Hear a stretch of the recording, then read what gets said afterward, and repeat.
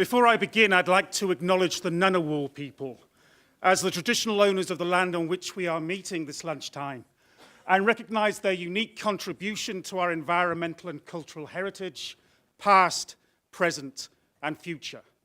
And I extend our respect to all Indigenous people and their elders in attendance here today. Well, welcome everybody to the NATSEM Budget Luncheon on the 2018 Federal Budget, organised in collaboration with The Conversation. I hope you enjoyed your lunch. My name's Mark Evans and I'm Director of the Institute for Governance and Policy Analysis at the University of Canberra, which is host to NATSEM. And today's event forms part of the Institute's ongoing Parliamentary Triangle seminar series, which provides a neutral space for discussing the critical public policy issues confronting Australia in an open and frank way. And it's really wonderful to see such a large audience here for this event, suggesting that this is an integral part of our national conversation on the budget. Now, we've circulated our preliminary 2018 budget analysis to you, which includes a distributional impact analysis of some of the key budget measures using our new simulation model, StinMod Plus. And I'd also like to take this opportunity to announce the launch of the ongoing StinMod Plus Family Impact Model, which allows Australian citizens to estimate both their tax liability and the welfare payments that they are eligible for. And this model comprehensively covers the tax and transfer system in Australia and the impacts of Budget 2018. So this is a free service for all Australian citizens, hosted on our budget website, ozbudget.com. That's ozbudget.com. And you can also go there for further budget data analysis and commentary as it becomes available over the coming weeks. Now, in one sense, the 2018 federal budget was wholly predictable, as it was a pre-election budget, which provides the government with an opportunity to pilot their key campaign messages and prove their credentials to be the best manager of the Australian economy. Hence, the Treasurer continued with what we have termed the populist turn, established in the last budget. Sweeteners have predictably been provided to Middle Australia with an increase in the low-income tax offset, although the biggest cuts will occur with the movement to a flat tax in July 2022. Moreover, strategic investment in public transport projects, home care and pensions could help the government consolidate its voter base. In short, battle lines between government and opposition have now been clearly drawn for the next election.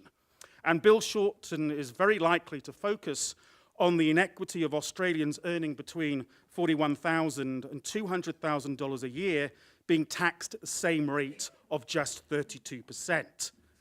The watershed move towards a flat tax will inevitably be a painful process and is bound to attract significant critical attention in the coming months. Now, what we didn't expect, of course, was the sharp rise in revenue, which has greatly enhanced the government's election war chest. Over the next 4 years, the budget predicts an average growth in revenue of 6.2%. Now, put in historical perspective, this almost doubles the average revenue growth experienced by the Labor governments of Rudd and Gillard, and of course the Abbott government as well. Notably, Treasury did not forecast this spectacular turn in fortune in MyEFO. In short, the 2018 federal budget has generated a range of fundamental questions about economic policy and management here in Australia. Where is the revenue coming from? Is the budget fair? Will the movement towards a flat tax require medium-term cuts? And with greater economic confidence moving forward, is it now time to invest in history-making national infrastructure projects or programs to combat social exclusion to address the widening gap between rich and poor? Will the reception to this budget allow the government to go for an early election? To help us with these and many other questions, I'm absolutely delighted to introduce to you our compare this lunchtime, Jane Halton. Now, Jane was until recently Australia's longest-serving woman departmental secretary, serving as the head of the Department of Health from 2002 to 2014, and the head of the Department of Finance from 2014 to 16. Jane is both a public service medalist and a recipient of the Order of Australia, and currently a member of the board of the ANZ Bank. And we are very, very proud to have her as an adjunct professor in the Institute for Governance. Ladies and gentlemen, Jane Halton.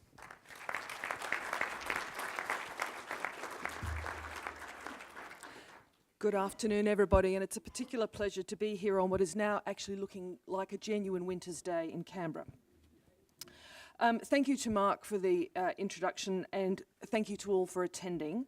This is in the sort of model of a speed date today, where I'm going to ask my extremely distinguished panellists to give each a very brief overview of their take on the budget, and then we will have some questions, firstly from myself in a panel discussion, and then we will invite some questions from the floor, all of which with the objective of actually seeing certain people leave the room quite quickly.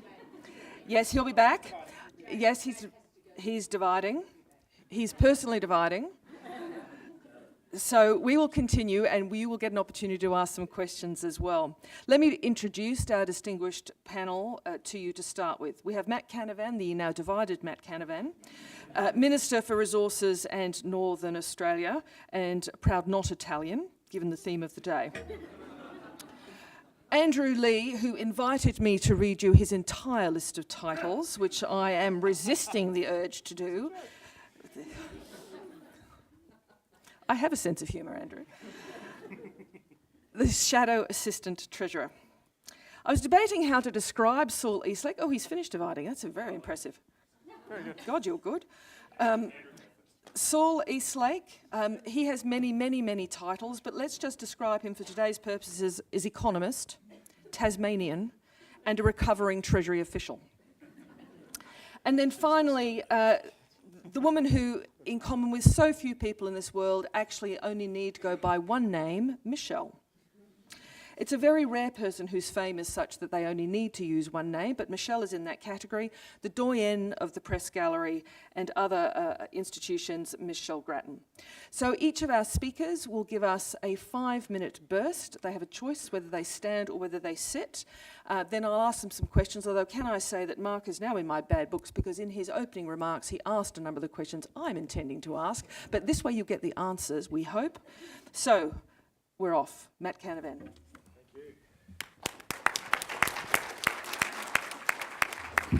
Thank you, ladies and gentlemen, and sorry about being late and then leaving and coming back, but that's life in this building. I wanted to start today actually by another thing I try and do in this building. I try and get out of the building early in the morning and go for a run or play touch footy or something like that. And this morning I was going for a run down by the lake, and I'm listening to this guy called Jordan Peterson. I don't know, he's come on the scene lately. He's a bit infamous for believing radical things like there's differences between men and women and things like that. But I was listening to him, he was saying that humility is the most important moral virtue, and he was going on about this, about how you've got to be humble in life. And I was thinking to myself, yes, I am humble. I'm very proud to be humble, which is a bit of a contradiction in terms. And just at that moment, like literally at that moment, I was thinking about that, thinking how great I was. I was in the Rose Garden, and I stepped on a crack in the pavement and fell flat on my hands and raised myself. And I wanted to start with that because I think it's an important lesson in budgeting and forecasting, because it's good to be humble when it comes to these things. We've had 10 years of getting, probably longer actually, when you take the pre-GFC period. We've had a good 15 odd years of getting forecasts a fair way wrong.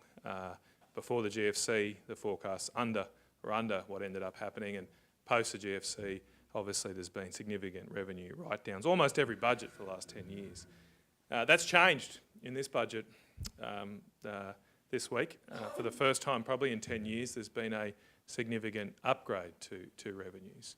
Now, I just want to highlight two things. One, I'm not taking credit for that upgrade, and the government's not solely taking credit for that upgrade. There's things that we can't control. The strength of the economy, international markets have moved in our favour in the past 18 months. But there's a couple of things we can control. The first is, I think we have been conservative in our budget estimates, particularly in the last couple of years, and I think Scott deserves credit for that we have reined in trying to be overly exuberant, and that's a good practice, I think, exposed by this week. And the second thing is, I do genuinely think that the strong economic growth and performance we've seen over the past couple of years, especially in the labour market, with over 400,000 jobs created in 2017, a record, is partly because we've lowered taxes, particularly on small businesses. We've lowered taxes. And we say we're going to lower them more in the future as well. That helps. That helps. It gives confidence to businesses to put someone on. Putting someone on and employing someone is a pretty big decision for a private business, particularly a small business. It's good that we have strong labour laws in this country, but it does have the consequence that if you are a small business and you're looking to put someone on, it's almost like a marriage. It's probably easier to end a marriage than it is sometimes to end an employment relationship. So you've got to be pretty careful about it, and you've got to have some confidence that you're going to be able to make a return, and hopefully things get better every year and you grow, and you can continue to pay that payroll every couple of weeks or monthly or however you do it.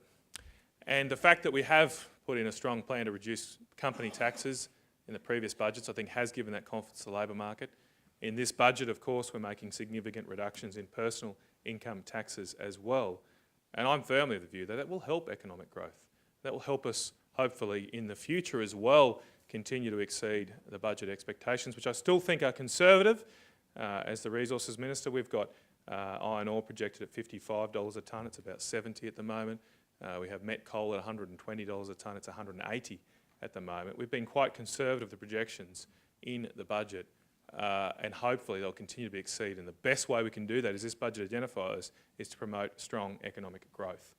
And then we can afford things like the NDIS, like the PBS listings we've made in this budget, which are very important for people with spinal atrophy and breast cancer. They're really important things that we've done. So I think things are hopeful in Australia at the moment, but we have had 27 years of uninterrupted economic growth, so sometimes I think we're pushing our luck, but I do think the best way to continue to be lucky is to have good, strong, pro-growth economic policies. Things that we can't control take care of themselves, and we'll try and continue to be as humble as possible, because we all know pride comes before a fall. Thank you very much, and I look forward to your questions. God bless. Andrew Leigh.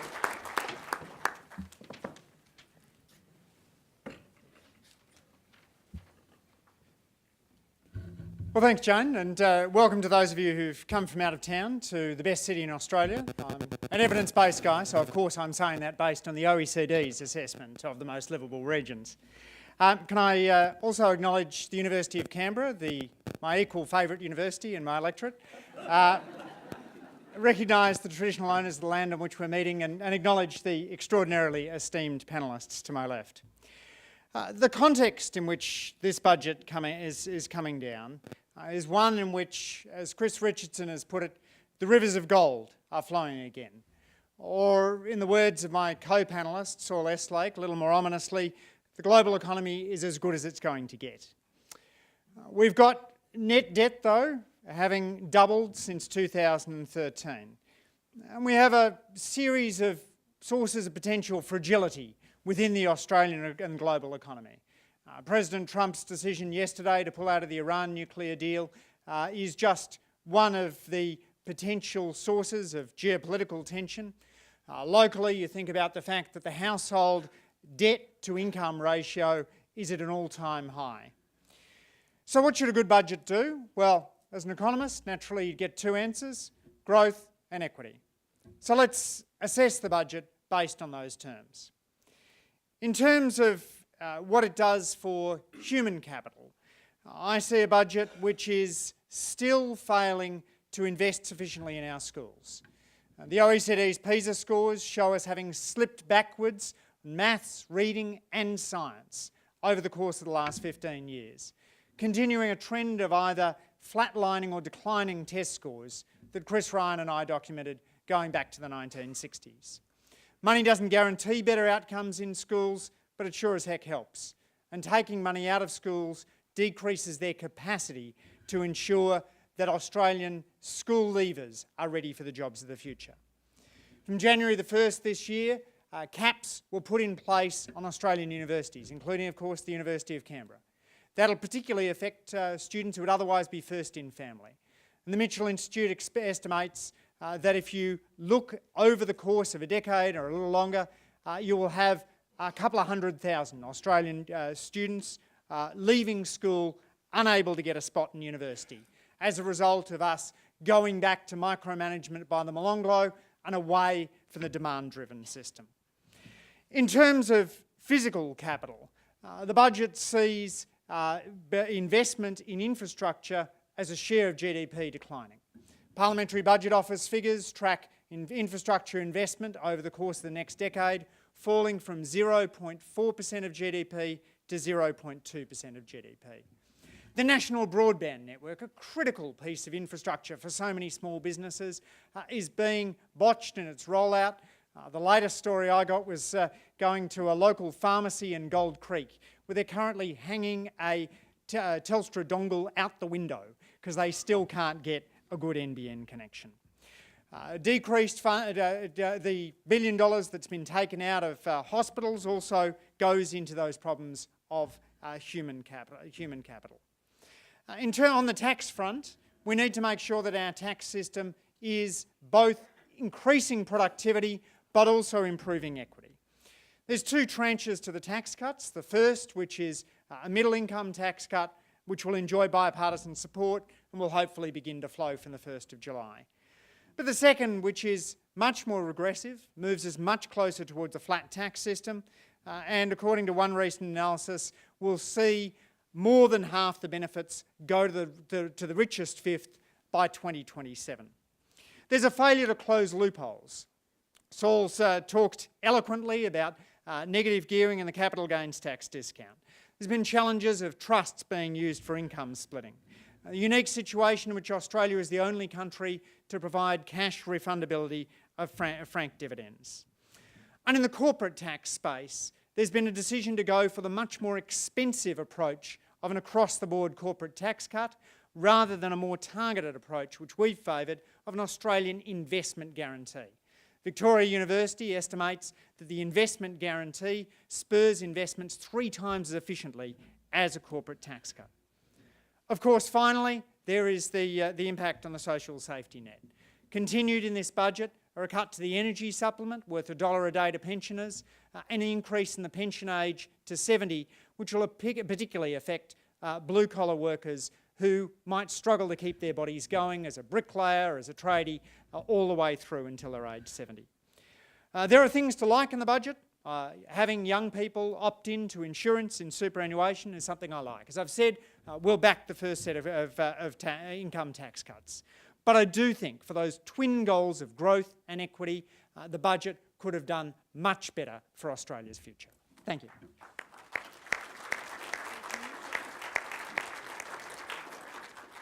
Saul Eslake, thank you.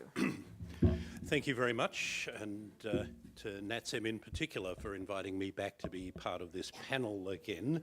And Andrew, I look forward to being back in Australia's best capital city when I go home tomorrow night. I'm going to talk not so much about assessing the budget as the economic context and assumptions on which it's been framed. As both Matt and Andrew have acknowledged, the Treasurer has been extraordinarily lucky this year in the way that revenue has flowed in a positive direction rather than a negative one, as Treasurers for the last 8 or 9 years have had to contend with.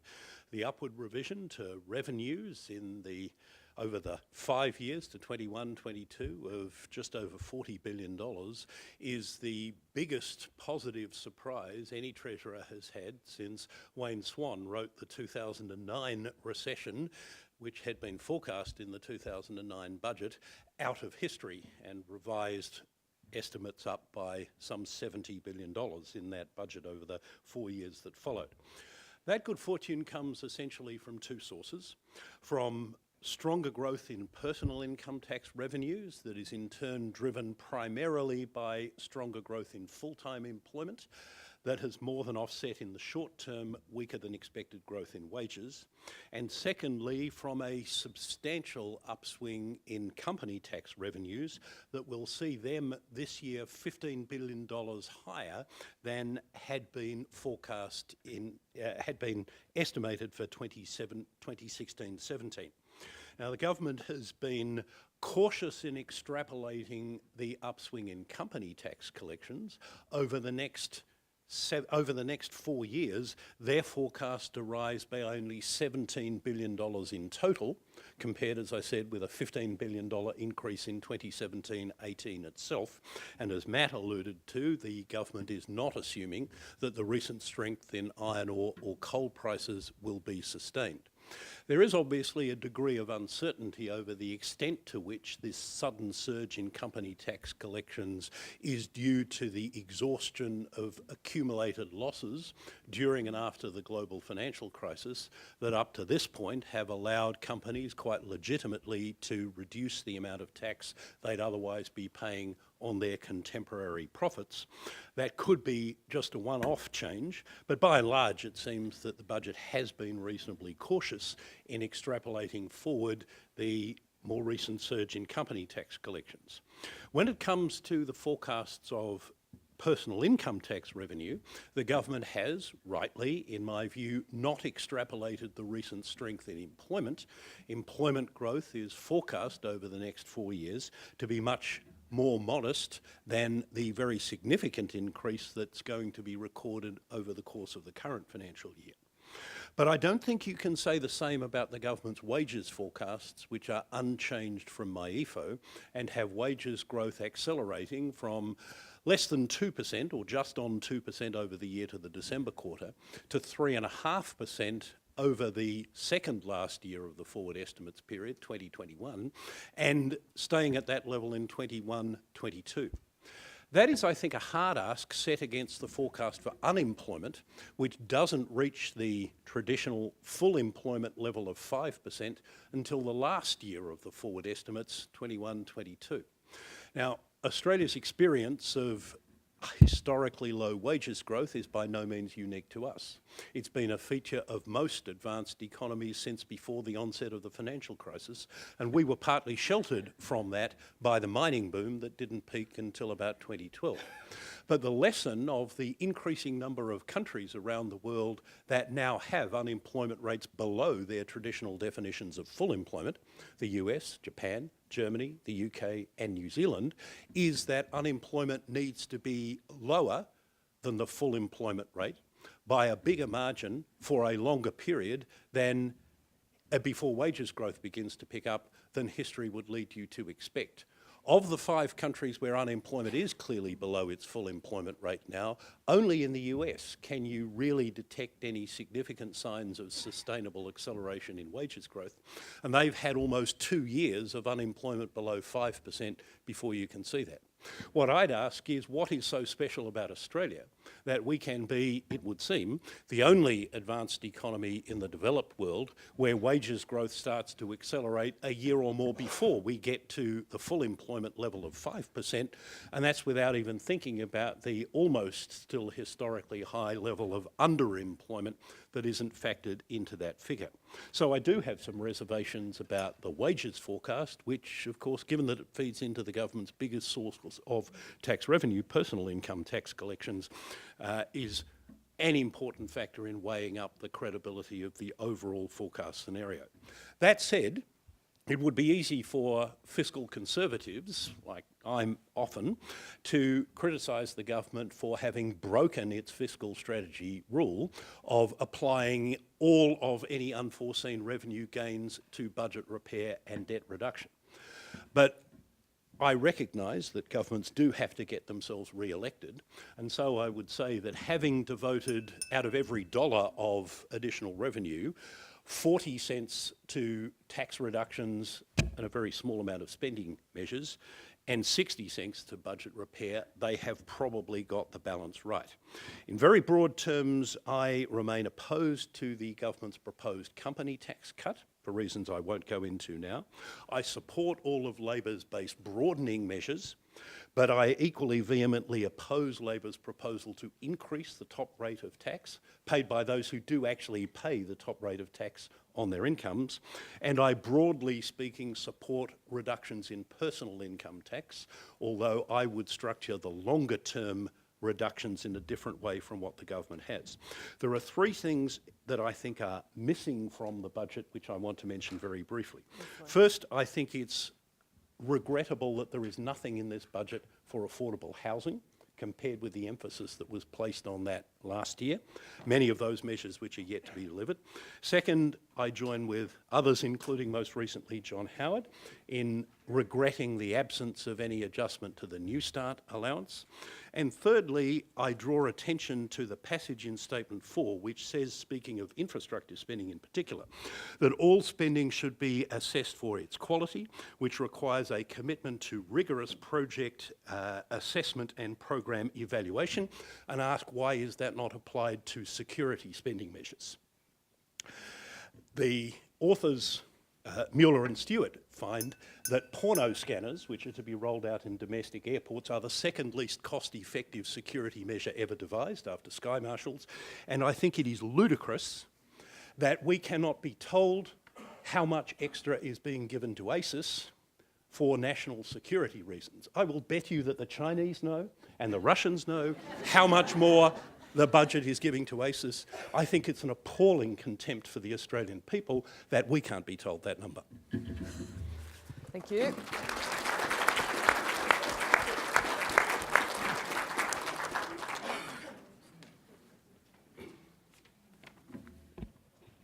Well, can I add my welcome to everyone who's come along to share the budget discussion with us here today.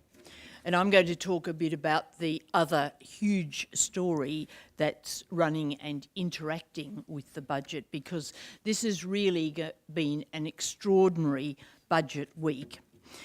It's been absolutely transformed by the High Court decision, which has led to the prospect of a super Saturday of multiple by-elections during the coming winter. And ministers, I might say, the other day were appalled when they heard about the High Court's timing. They thought the judges were living in a rather different world, that they'd rain on the budget parade, rain on all those income tax cuts. But they might be thinking now that the timing wasn't so bad, because we have seen a lot of pressure today, in particular on Bill Shorten, a lot of flack for those rather cocky predictions that all his MPs would be fine, that they're all compliant with the High Court. How this Super Saturday will fall out politically, I think, is impossible to predict. The by-elections that we're looking at, 4 are in Labor seats, so the ALP obviously has more skin in the game. That's 4 out of 5. A change of hands in any of these seats, including the crossbench seat of Mayo, where the Liberals' Georgina Downer, daughter of Alexander Downer, who of course once held the seat, will stand. Any change of hands in these seats would be a gain for the government. But on the other hand, swings in by-elections are more often away from governments, and if Bill Shorten did well, that would give him momentum. But what we can predict is that these 5 by-elections, and they include one which is unrelated to the citizenship crisis, will be an early test of this budget. Now, governments and oppositions scan the polls after budgets for what they tell about the public mood, the public reception. The idea of budget bounces seems to have long disappeared, but nevertheless they're very interested in the polling. But here will be real live tests, and they're right across the country, from east to west, from north to south, 4 states involved. The initial reception of the budget package, I think, was basically pretty good overall. The government had reason to be pleased. But as the debate has gone on, more questions about fairness have become stronger. And you see the issues outlined in the NATSEM work which you have in that pamphlet. The High Court's transformation of Budget Week has raised for Labor, I think, a rather tricky tactical question. Andrew mentioned that Labor is supporting the first step in the income tax package, but as yet, although it's been critical of the later stage of that package, it hasn't outlined a definite position. And its difficulty is that even if it says, well, that the later stage is unfair, stage 2 or certainly stage 3, then does it try and frustrate that in Parliament if the government says it's all or nothing, as the Treasurer and Prime Minister have been saying? Does Labor then look as though it's frustrating tax cuts for low and middle income earners? On the other hand, of course, there's a risk for the government if it's inflexible about that package and it's facing Super Saturday with the tax cuts in limbo. Now, tonight, of course, we're expecting to see detail of Labor's counter tax package. We don't know just whether we'll see it all or a large part. I don't know whether Andrew's inclined to share that secret with us. I suspect not.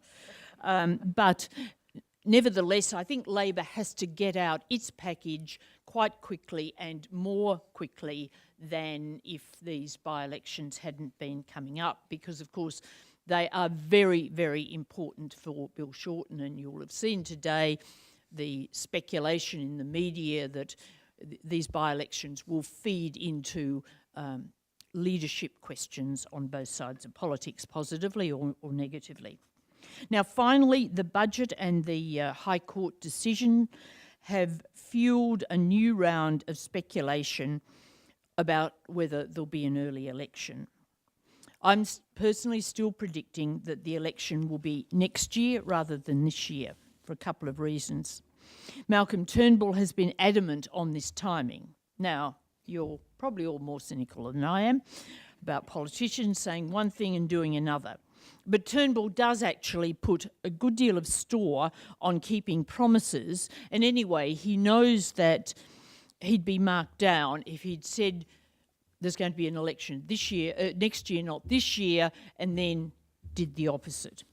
And second, given that the government is in a poor electoral position at the moment, it does, I think, need maximum time to try and improve its standing. There's been some marginal improvement, so it would be banking on the hope of more improvement as time goes on. And anyway, if there's quite a good prospect of losing, why would you sacrifice any time? So what I see is this mini election with the Super Saturday test, followed by the general election next year, perhaps one would guess about this time. Thanks very much.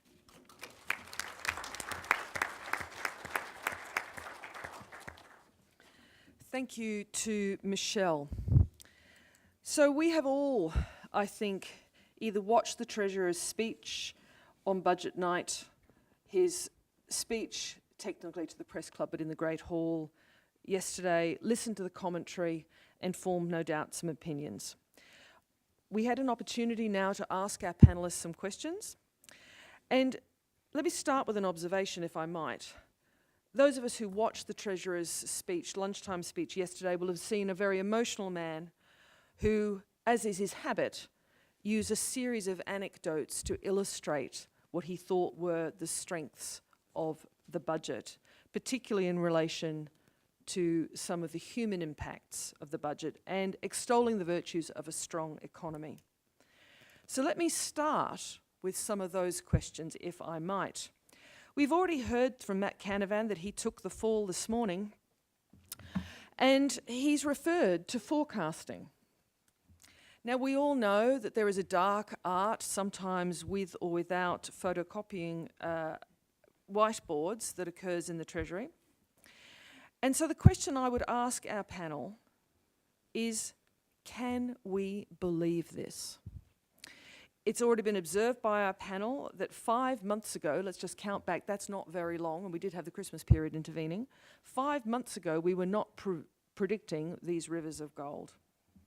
We've had Saul tell us, and I have to say, Saul, I looked at the wages growth numbers too and thought, do I believe this? But not only that, if you actually look at the budget numbers and the numbers which we see as underpinning both tax cuts and expenditure, some expectations in terms of compliance, increased compliance, work on the black economy, and increases in excise and customs. So the foundations on which this budget is based include a series of, well, in fact, a very small series of data points which are being projected forward. So let me ask our panel, can we really believe this? And I'll ask Matt Canavan to go first, but he's sitting so he can't fall over this time. That's a lot safer. Is that on? Everyone can hear me? Yep.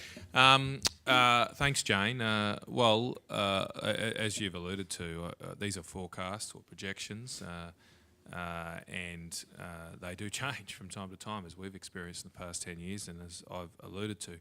I don't think they're rivers of gold. I don't quite think it's right to characterise the changes as dramatic as that. It is an upgrade to revenues, no doubt, and I suppose what might be causing people to describe them in more evocative terms is that we haven't experienced an upgrade for a long time, but it's not a particularly large upgrade. We still have a budget deficit this year of $18 billion.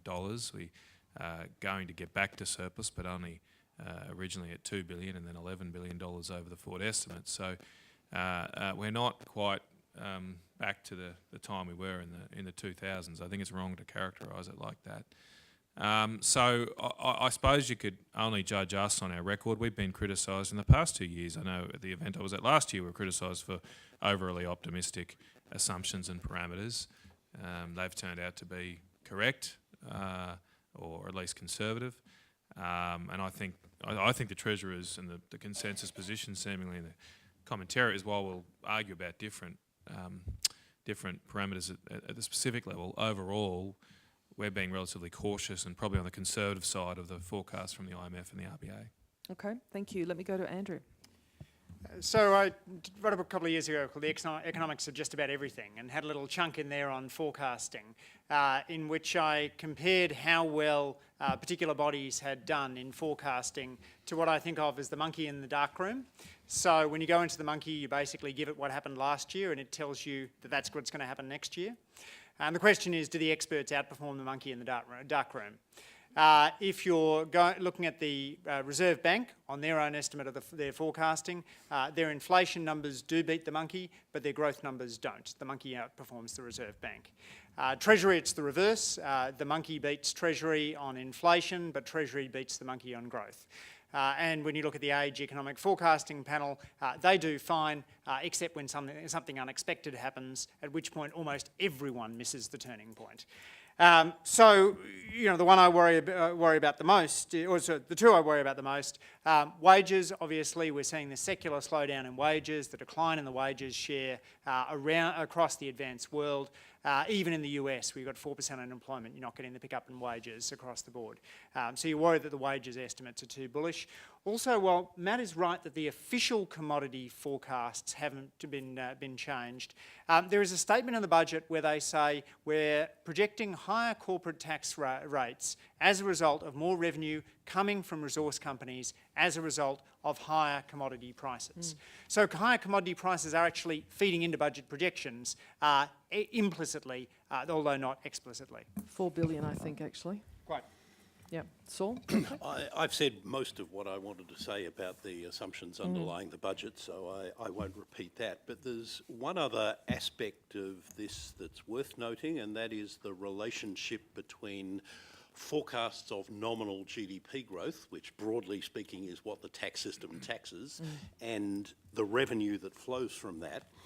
If you describe the change in tax revenue each year as a proportion of the change in GDP, as the marginal tax rate on the economy as a whole, then the budget papers are effectively assuming that the marginal tax rate on the economy as a whole increases from 28% over the past 4 years to 34% over the 5 years to 2021-22. Now, that may be right as the economy gets closer to potential output, that you would expect the marginal rate of tax to increase for the same reason that it does on an individual.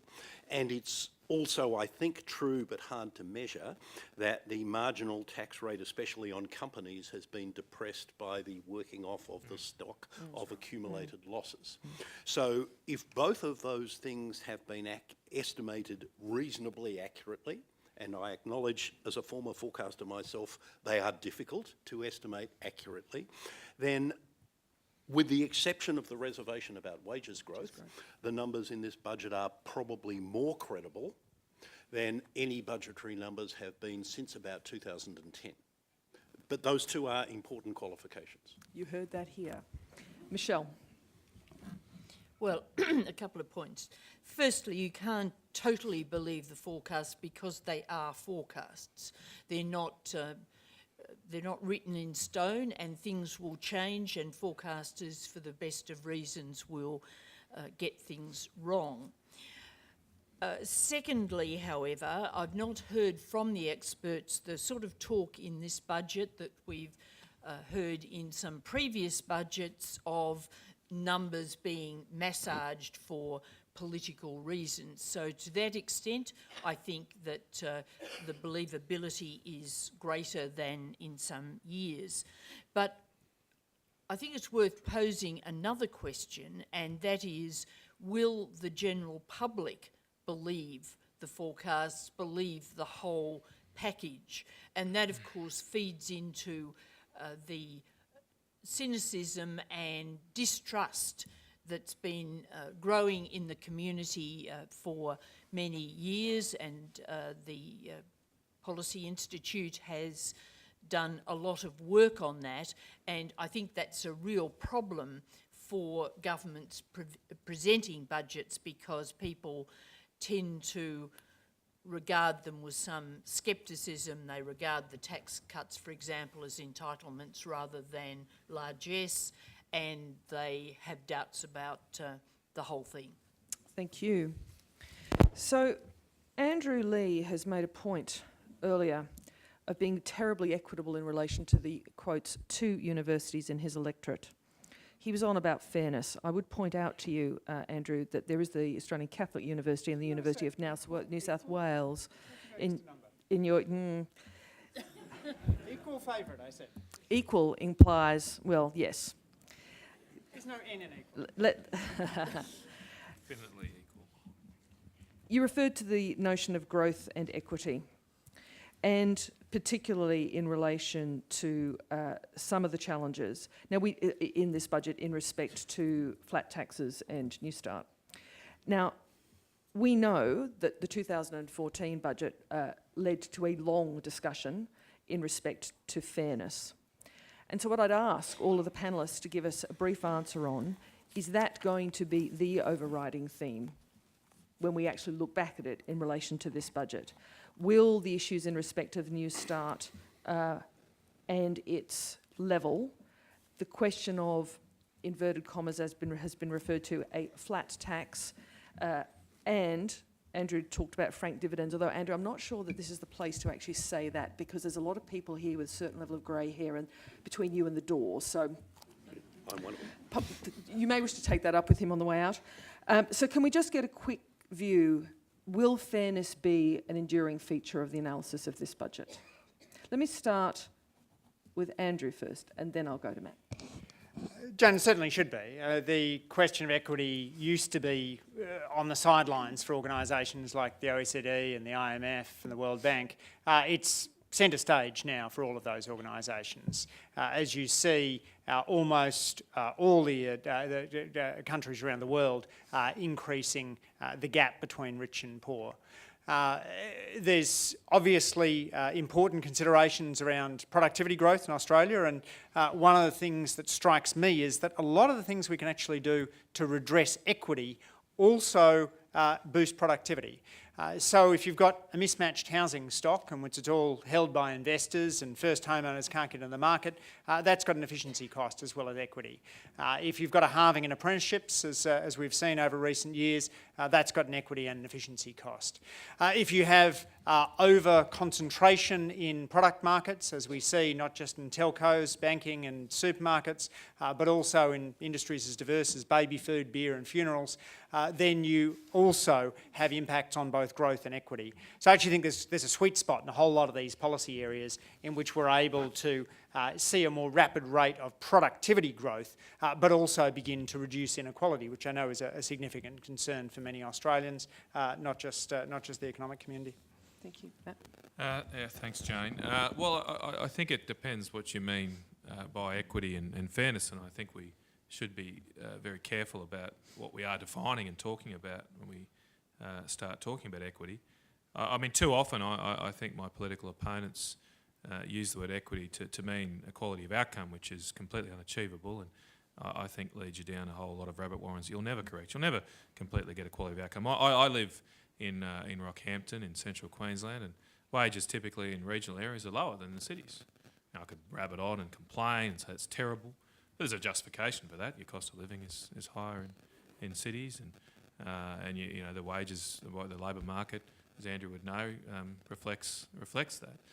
So you're never going to get equality of outcome. But I do think we should have equality of opportunity in the country. That's when they talk about equity, I want to give every Australian the opportunity to reach their full potential. It's why we should have a strongly funded education system, which this budget does do. It commits to the Gonski program. That's why I think we should try and have tax rates as low as possible. And any notion that we're not going to have a progressive income tax system after this is rubbish. I mean, at the end of the 10 years, if we're able to legislate our tax package, someone on $200,000 a year will have their tax reduced by about 2.6%. Someone on $50,000 will have their tax reduced at the end of the 10 years by 6.6%. So it's not just retaining the progressive tax system, it's progressive in its changes as well.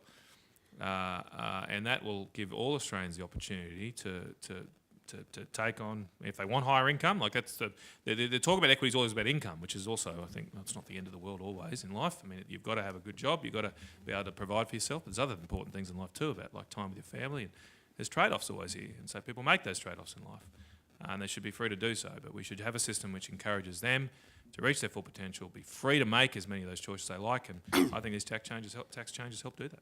Thank you. Michelle, let me go to you first. Well, I think on the point of New Start, which a number of people have been talking about, this budget really is, it is disgraceful that nothing has been done on this.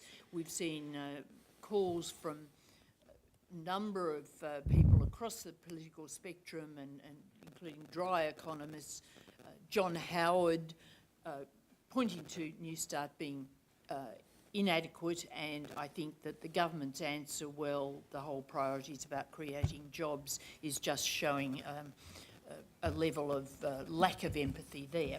But on the wider question of fairness, I'm just starting to wonder, and I don't know the answer to this, but whether this budget is a sort of slow burn budget, and this question about the flatter income tax system in the third stage of those tax cuts will become more important in coming days and will grow into a major debate about fairness. As I say, I think it's a bit early to judge, but you do wonder whether we're going in that direction. Saul? I absolutely agree that fairness ought to be part of the debate about almost any economic policy measure, but I'd also say that fairness is very much in the eye of the beholder, and it's ultimately a value judgment or a political question that ought to be settled by a political process, and I hope it will be. But what I'd also kind of draw attention to is that there are dimensions of fairness or equity that go beyond simply what share of any policy measure goes to different income groups. And one dimension of fairness that I've been focusing on in the last couple of weeks that seems to have attracted very little attention at all is intergenerational fairness. I was wondering whether one of you was going to raise it. I've written it down here, and if you hadn't, I was going to raise that point at the end. So let me just outline 3 statistics that come from work I've done over the last couple of weeks on using the ABS surveys of household income and wealth. And Jinjing may have looked at this in a different way, I'm not sure.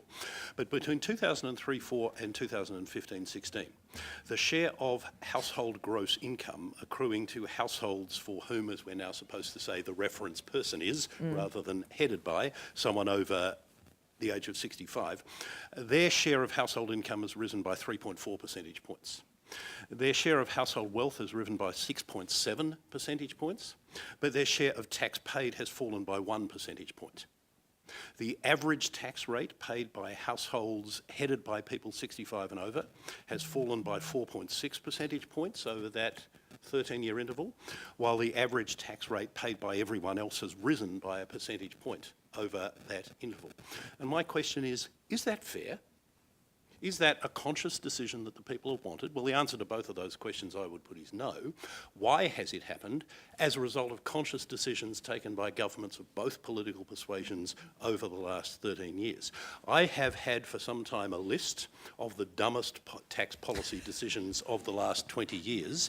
It has 12 items on it, and 6 of them, beginning with the decision in 2006 to completely exempt from taxation superannuation payments to people over 60, which I acknowledge was partly reversed in the 2016 budget to the government's credit because they had to stare down a lot of their own supporters to get that through. But 6 of the 12 dumbest tax policy decisions of the last 20 years have consciously increased the inequality in the tax burden across generations in a way that I think has never been the subject of political debate in this country, and it should be. Thank you for that. Now, I'm conscious that we have said to our ministers, shadow ministers, that they need, of course, to get away in time for question time. But let me take one question from the floor before we allow them to escape, if they so desire. Yes.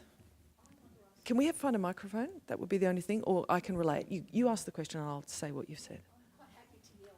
Can you hear? If we have a yelling interjection, perfect. I want to raise the question of the NDIS. The NDI. It's a wonderful scheme for which we credit for the Labor Party and for the Libs Yes. in continuing it. I'm extraordinarily worried Yes. every time I hear the word, we will fully fund it. Because the media coverage and my anecdotal observations from myself and people I know is that the scheme is being, I won't say dismantled, but gosh, reduced. I suspect they don't even have legal authority to be doing it, but the bottom line is that for the last 2 years, they have been reducing plans which were put in place under the scheme. So my question to Matt Canavan is, will you commit to the fact that they're going to fully fund the scheme that we have legislated for?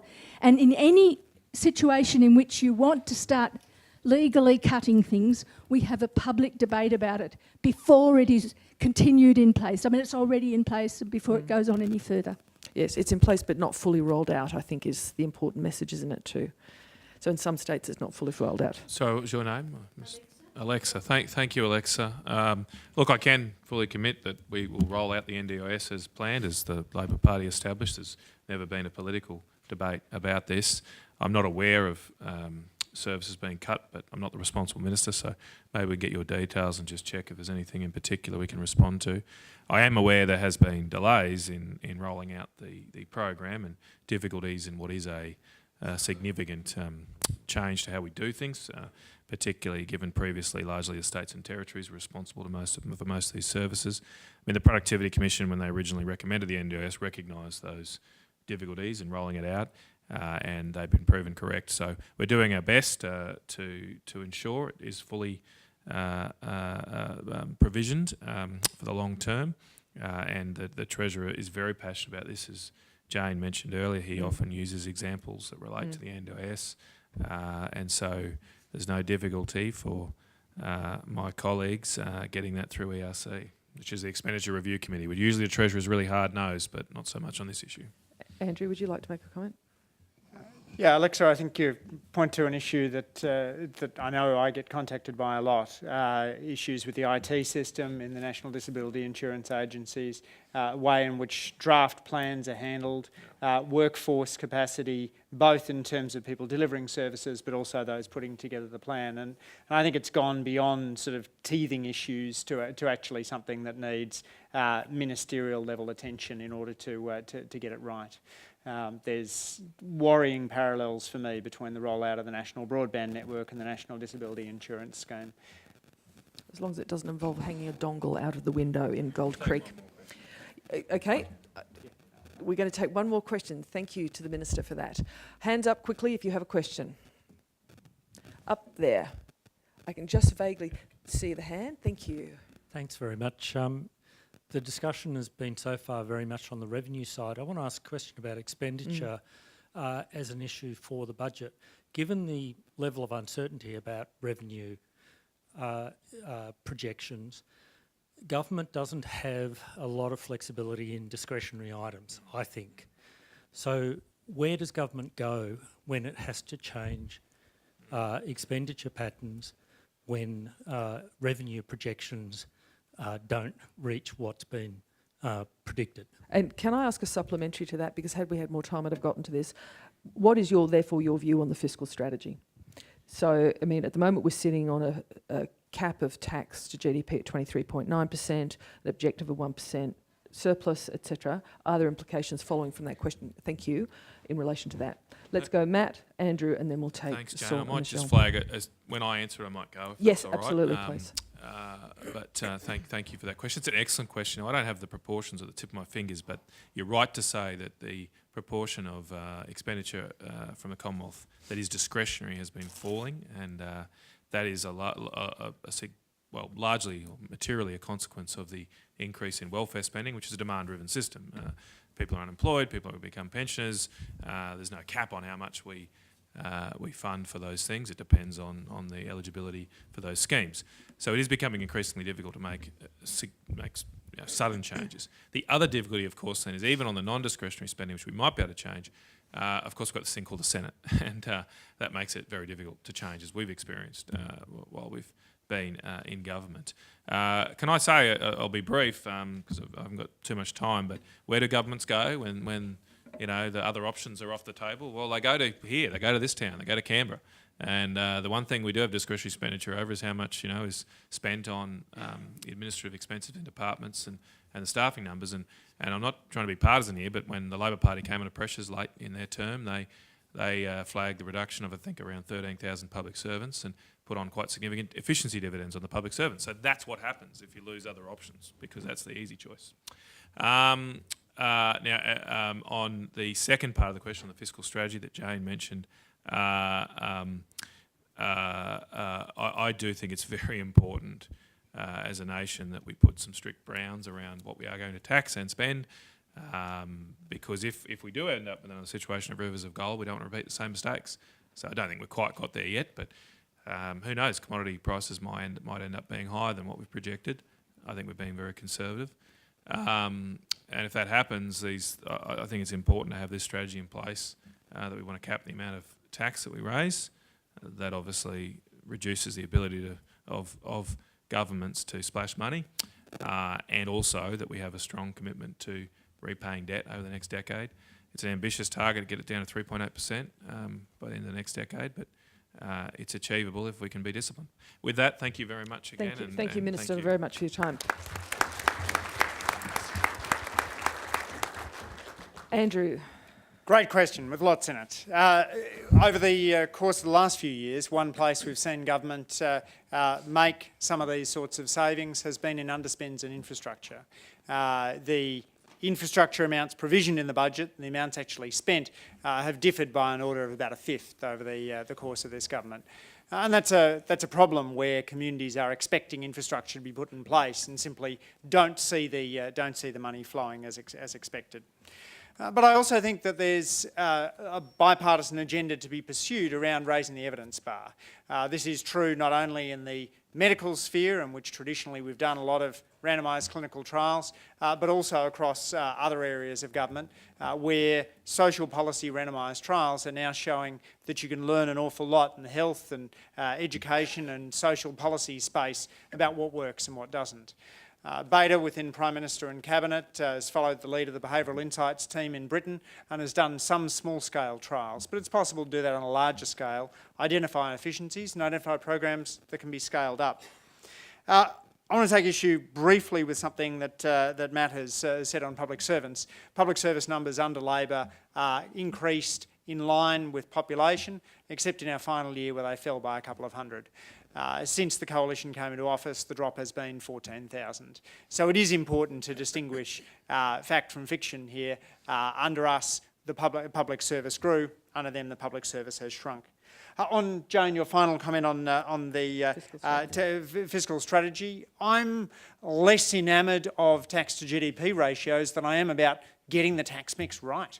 As an economist, I can see ways in which you might reduce the tax mix by cutting efficient taxes or cutting inefficient taxes, and conversely. If we look at multinational tax loopholes, such as the debt deduction loophole we identified in 2015, that's something which ought to be closed for equity and efficiency grounds. And the fact that it would raise the tax to GDP ratio is not a reason for not closing a lousy tax loophole. In the sort of spirit of giving this panel a kind of steady death kind of approach, I'm going to slip off back to my office briefly before question time. Thanks for a most engaging conversation, and to you, C, for putting on today's event. And thank you for your attendance. Much appreciated. So the next person with a question time appointment is Michelle. So I'm going to give Michelle an opportunity just to very briefly tackle that question if she wishes. Well, I think that when you talk about this question of changing spending priorities and the limited choices governments have, it does draw attention to the trend of recent years for budgets and policy making in general to talk in decade-long terms. Now, you can say, well, that's good because it suggests you're planning for the long term, not just thinking of the short term, and it certainly makes announcements look more impressive. But I do think it gives a feeling of certainty and permanence to policy directions that in reality they may not have. And when you're thinking out that long, not only do circumstances change, but governments change and the priorities of a government change. And therefore, in a way, I think voters can be misled by that 10-year dimension being used routinely. Just in another point on the misleading of voters, I did notice in this budget and before the budget when there were strategic leaks by the government, there was a lot of emphasis on spending on aged care and in-home programs, which was all very good. And I think the figure in the budget was $1.6 billion, anyway, a very big figure. When you looked at the fine print of the summary of that general ageing program, you found a quite modest figure in the budget. And what the government wasn't saying was that it was saving money on the residential side and moving it to the home care side, which is all very good, but I think the presentation was less than frank. Thank you. And Saul, a very brief. My answer to the question the gentleman asked there, what happens when the Yep. revenue falls away, Yes. where does the government go? The answer is to the bond market. You know, it borrows. It borrows. And depending on what has caused the revenue to fall away, if it's an economic downturn or shock, then that's a perfectly appropriate thing to do. And one of the main reasons for wanting to fix the roof while the sun is shining, as a National Party member might say, that is to repair the budget when the economy is growing, is so that you are in a position to do that again should you need to. Not because the surplus in itself is an objective in its own right, or having a particularly low level of debt to GDP is a good thing in its own right, but because it puts you in a position to do what you might need to do in different economic circumstances, particularly bearing in mind that we probably won't be able to use monetary policy as the first line of defence the next time a shock hits. Because interest rates are close to record lows, and for monetary policy to work, people in the private sector have to be willing to borrow at lower interest rates, which I suspect they're less and less willing to do given how high household debt is. In answer to your question, Jane, about the fiscal strategy, I don't support an arbitrary cap on tax revenues as a proportion of GDP. I mean, it's almost impossible to specify what an optimal one is, and simply saying the ratio of it in the last two terms of the Howard government is prima facie evidence that it's the right thing is, not something that I as a professional economist would do. Rather, I think the way you ought to approach this question is to answer the question, how much do we want governments to spend on our behalf on things that we cannot provide for ourselves? The answer to that question is a political one, not an economic one, and different countries come up with different answers. There is no evidence at all that suggests that countries with higher levels of government spending or tax revenue to GDP have lower standards of living. No evidence for that at all. Indeed, if anything, the evidence sort of suggests that countries with higher standards of living choose to have bigger governments and higher shares of taxation revenue. But I think you answer that question first, and then you ask, how do we raise the amount of revenue required to fund that spending on average over time in ways that are fair, both to people in similar and different situations, and cause the least economic side effects, distort decision making and so forth. And what I really would like to see happen, but perhaps I'm naive or idealistic in saying this, is if somehow there was a way of combining the Labor Party's approach to broadening the revenue base with the Coalition's desire to reduce tax rates, would produce, I think, a more robust, fairer tax system, which, like most professional economists, we sort of believe that the optimal tax system is one which imposes the lowest rate of tax required to raise the revenue needed over the broadest possible base. And if we could marry what both parties are saying, you might actually have a chance of getting there. But as I say, maybe I'm incredibly naive about the way the political process works in suggesting that. You're not naive, you're Tasmanian. So, friends, I hope that you have found this a stimulating discussion. We could have discussed debt. We could have talked about the interest bill. We could have talked about a whole series of the measures in the budget. We did not have that time. But I think you will agree with me that in getting people of the calibre that we have on this panel, with Matt Canavan, Cabinet Minister in the government, Andrew Leigh, our very own, for those Canberrans in the room, or be confused about how many universities there are in this town, Saul, Eslake, The Economist, and our own Michelle. But can I thank you for your attendance, thank the panel so much. I'm going to personally go away and look to see what porno scanners actually are, because Saul, there's a whole new world there which I'm just not aware of. But to the rest of you, enjoy your afternoon. Thank you.